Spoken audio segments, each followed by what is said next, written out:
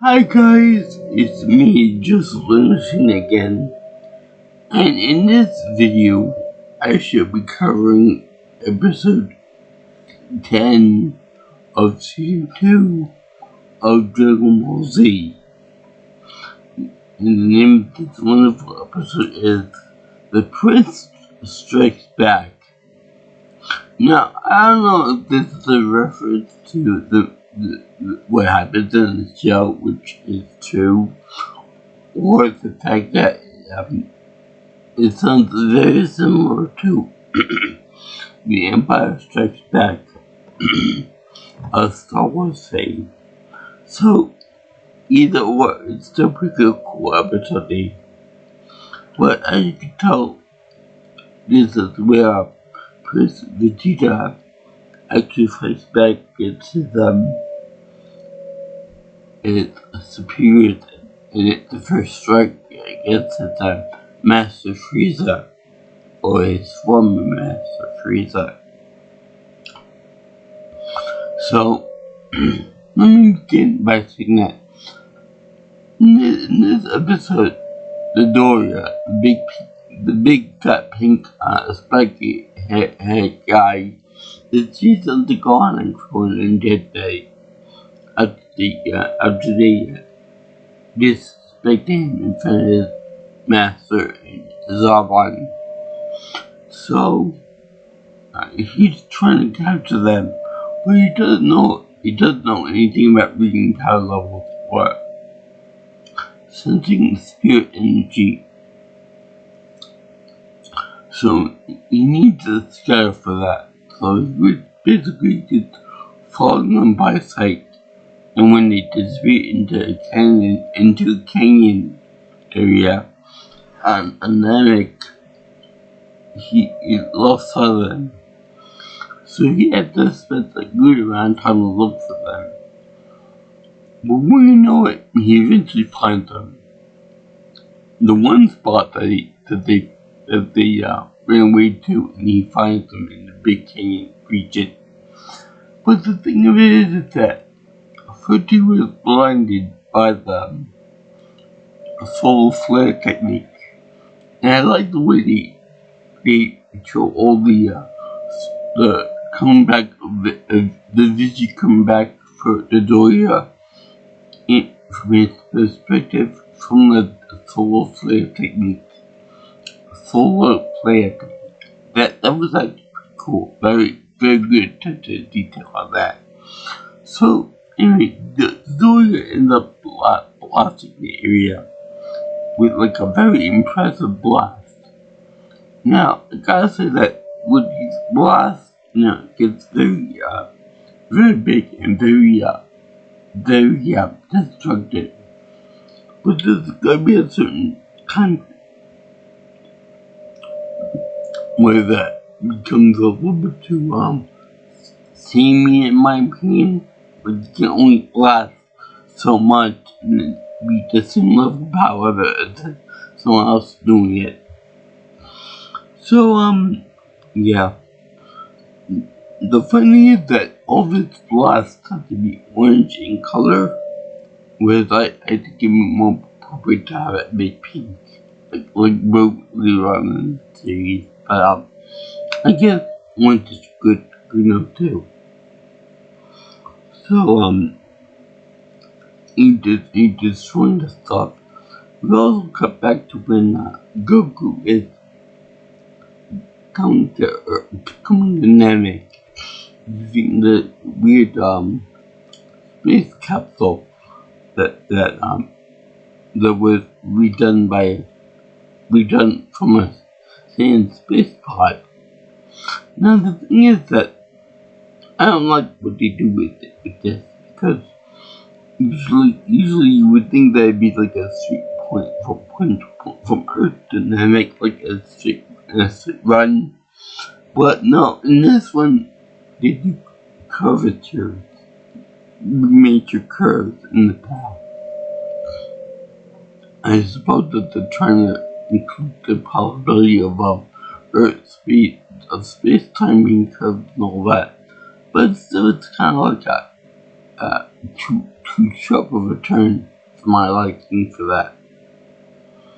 And Goku trains under 20 times gravity, and then the training testing goes to eat dinner, I guess. Which is really weird because it got like 6 more days until his actual arrival on the planet. Which is actually kind of funny because he said that they only packed the fridge with this amount of food. But yet, the believes it's in the red here because Goku, being a Saiyan, has an enormous appetite. And that's not even when you train. When you train, I'm sure you get a bigger appetite. So the funny is that,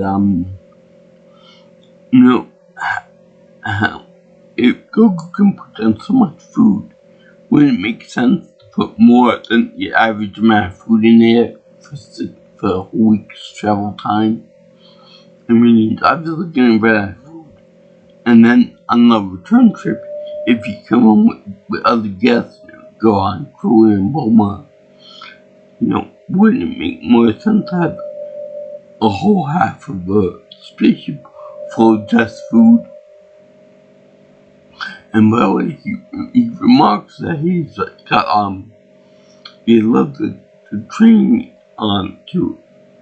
training gravity weight on like 20 times gravity when he goes to sleep, and therefore the bed comes apart into pieces from the extra weight.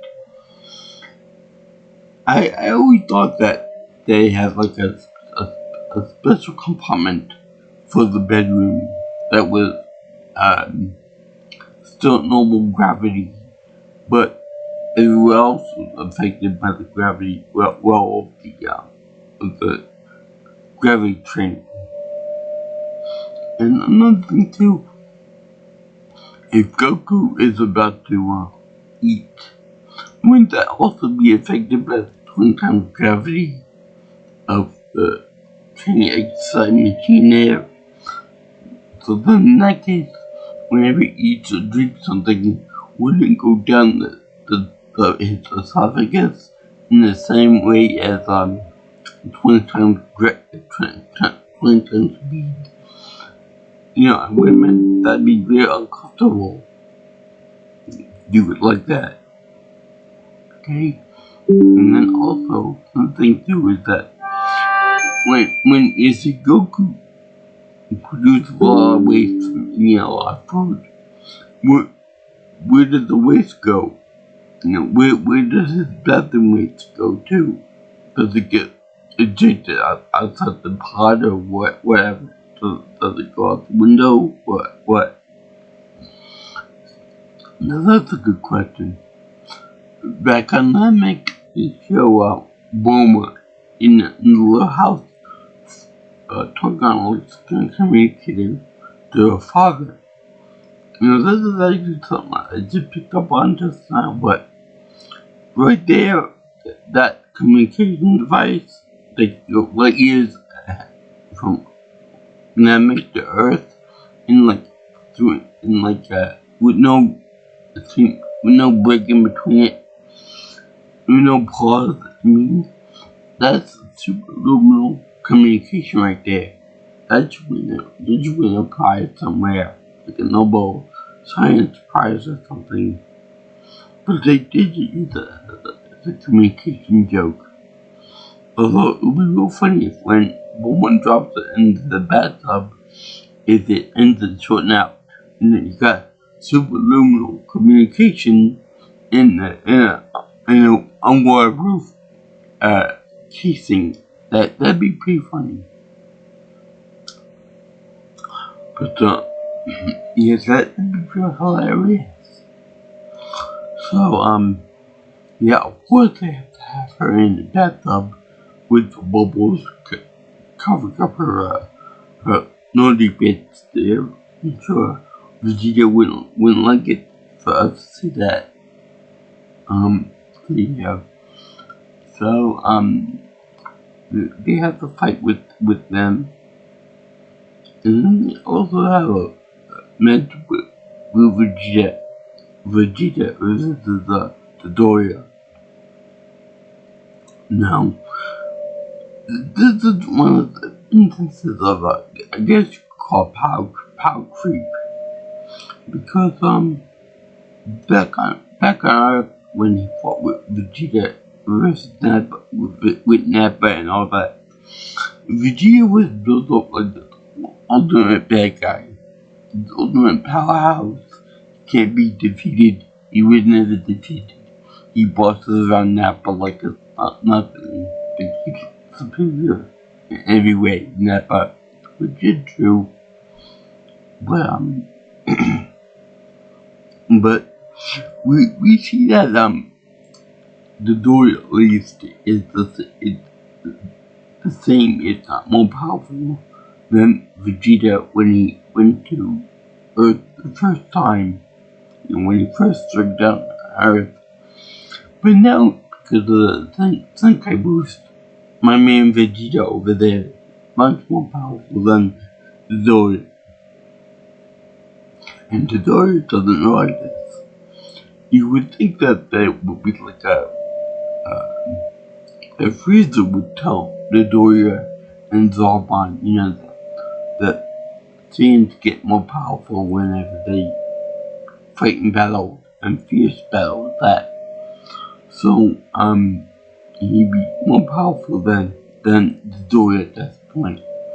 So the Doria doesn't know like that. So basically he's plugging the wrong tree.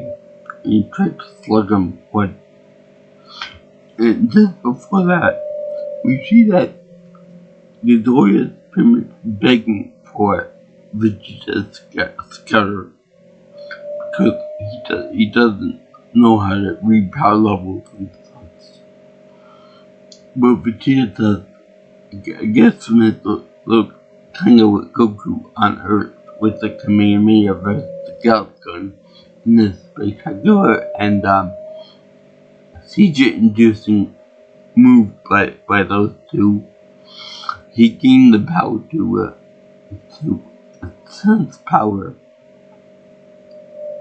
And the thing is that Doria is begging Vegeta to give him the scar, because the Namekians are all there and Frieza back in the village there. So I would think that when it comes to that, that at this point in the game, I would think that the Frieza forces would reverse engineer or make a smaller scout technology to be not in that vulnerable weak spot on the ear, or maybe somewhere close to the body, or somewhere inside the body. For strategic and battle purposes. Okay? And then I would think that he would teach his men how to read power level reading. Is that what I don't think that Frieza has that skill per se, but if it exists out there, I would think he would be able to teach it to the others in the group. So, one thing that Vegeta always discovered too, the Doria, or as the Biogen version in the Ocean Depth calls him Dodo Brain, more of that racist, stupid talk, like saying the monkeys, and this guy's Dodo Brain and such. He drops the skull on the ground, kind of like a disrespectful type act, but then he crushes it under his boot, which is really good. But besides the fact that it's very good in motion, the fact that Vegeta doesn't have his eye. In other words, when the artist drew that part of Vegeta when he smashed the scutter there, they show him without any pupils or without any eyes being blacked out, blocked over in the shadow, which is really nice. It shows that he's going like evil, full evil move, and it shows that he's like all souls, all personality, and it's kind of robotic when he does that, which is really nice. And then the Doria chooses Matt over it, and that was the last song on the planet that's covered. Even though he could easily, reverse engineer technology and whatever. So, then they get into a little battle, a little scuffle there, by which Vegeta very, very poetically, gets behind Doria and does the holds arms back, causing them great pain. And it's very painful and very, Vegeta grabbed his arms very strategically around the spiky parts so they can damage him. I wonder if the spiky parts have poison in them that inject on contact with people, or whatever. So then the Doria says no. Then he tried to pull the whole we can work together. You should let me go. Vegeta is a fierce fighter at this point, and he's kind of sick and tired of seeing the Doria and the blubbery face and stuff. Plus, the fact that whenever the Doria is in control, he runs away to Frieza and Zarbon like a little baby, which he does later on in the episode. But right now, he tells them that, I will tell you what really happened to your planet, to planet Vegeta, which is a cool name for a planet, by the way. And this piques Prince Vegeta's interest, because he was always led under the impression that the planet was hit by a giant meteorite and destroyed, even though to do that you would need a huge asteroid. But now he explained that that Frieza is able to take on all the Saiyans, but because of the fierce fighting style and power boost and all that he was able, he grew to fear them. So, well, Prince Vegeta was on some mission on some other planet. He destroyed them himself with a flick of his finger. Although, in the flashback, it showed him doing it with like a blast similar to the Doria's blast, orange and yellow and stuff. But in the main series, when Frieza remembers it, he did it with a death blow attack, by putting up and then charging a bit type of that, and then flinging it at the planet. So whichever you prefer, Frieza did do it. And then later on in the show, in Dragon Ball Super, it's told that Beerus wanted Frieza to do it. So they keep pushing back the blame. Which kind of stupid, but gets the point across. So Vegeta's like, also, he did do that. So, then he powers up again with the shadow over his eyes, so that he's got no remorse of what he's gonna do now. He charges up a blast, and I almost think that he charges up a kind of flash attack. That's much later on in the series with that attack. He kills the Doria as the Doria is running away to Frieza and Master Zarbon.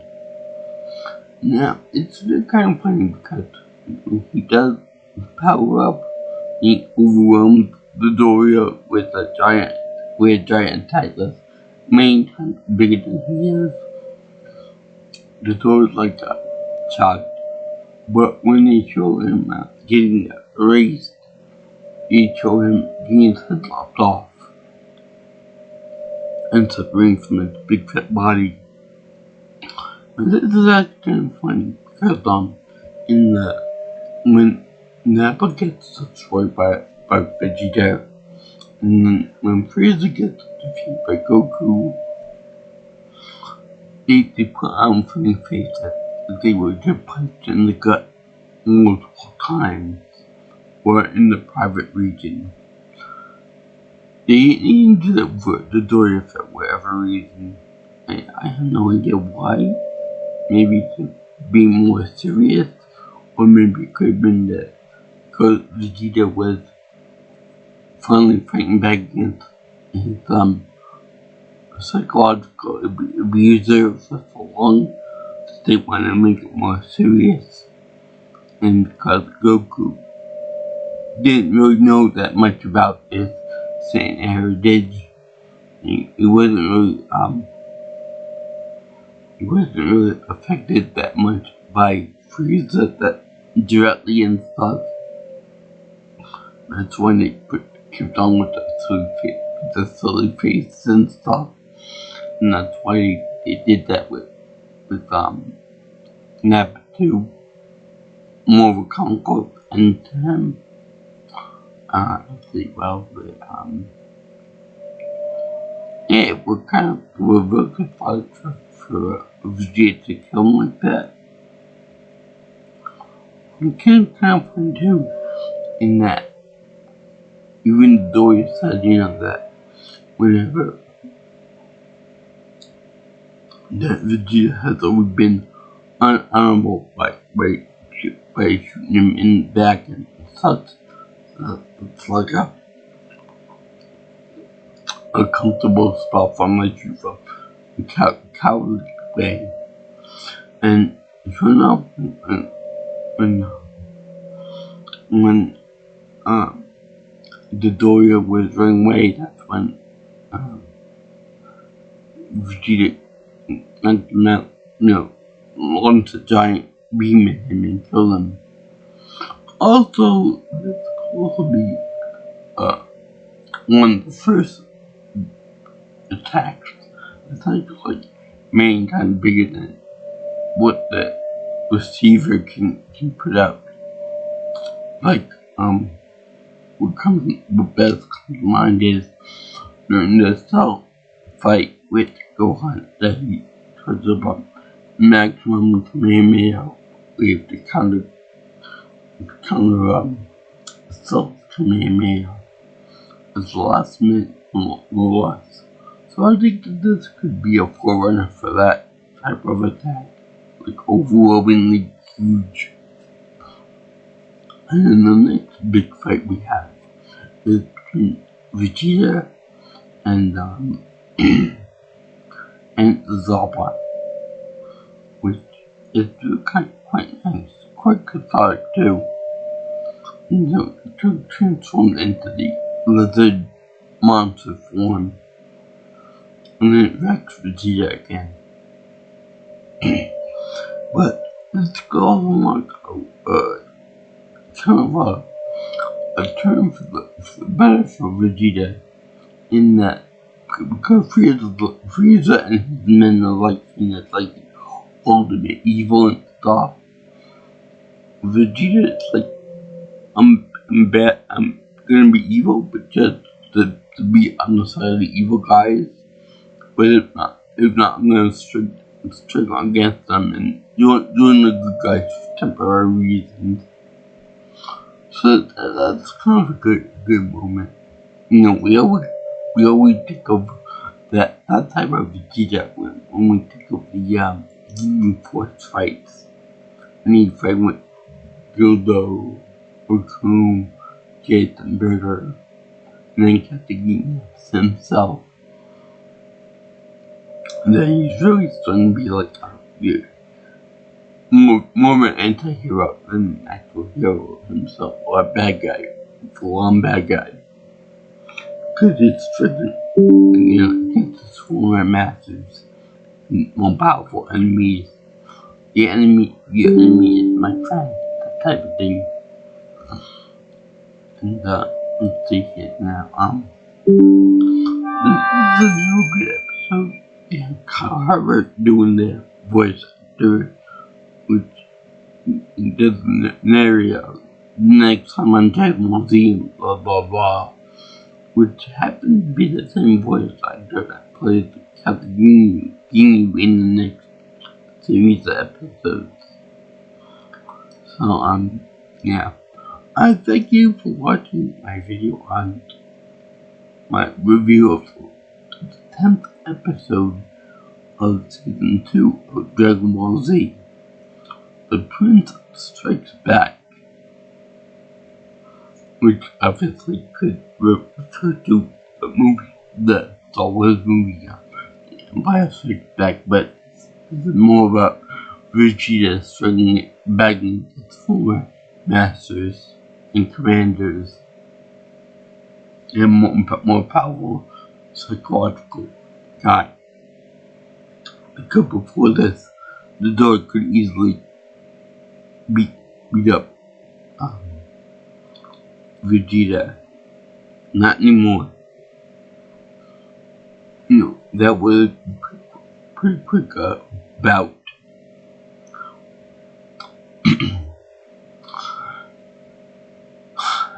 And, it was really surprising that the dog was able to bully the other two guys, controlling Gohan around. I think I kind of saw some, they kind of softened him up a little bit. But then he got trounced by Vegeta. So that was a bit good. It was all kind of slow and kind of bulky too, for that matter. But yeah. So as you can imagine, I give this episode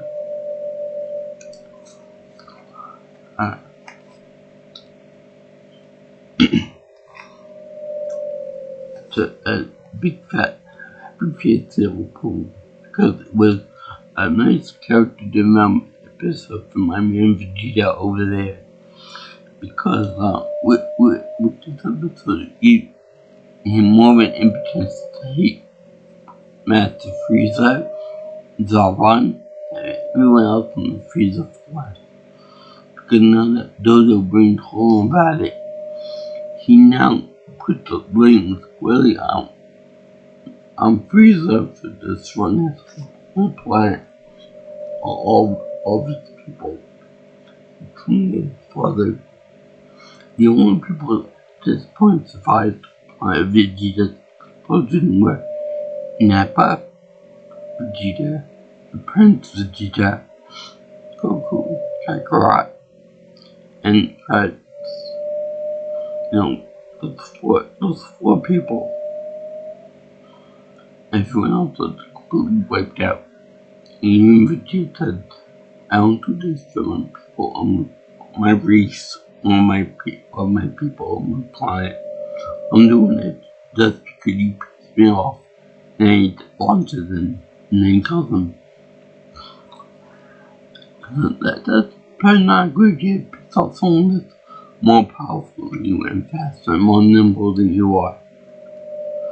So yeah, if you like what you see here and you want to see more of my videos and such, like, comment, share, and subscribe to my channel. You can also contact me for future videos by using my comment or texting my cell phone number at 631-707-3707. Or you can follow me on Twitter, or X if you prefer it, at PNelsonPro. Also, my email is at JJ's viewing channel at JJ's viewing channel at email.com. So remember guys, if all you guys like Dragon Ball Z or like any of the anime or science fiction or something like that. But yeah, no, when in Dragon Ball it was just like a quirky adventure. But now that we've gotten the space stuff, we've gotten the more sci-fi, action-oriented anime. So yeah, peace out my brothers and sisters. I'll see you in the next video. All you girls and guys in internet. Sayonara.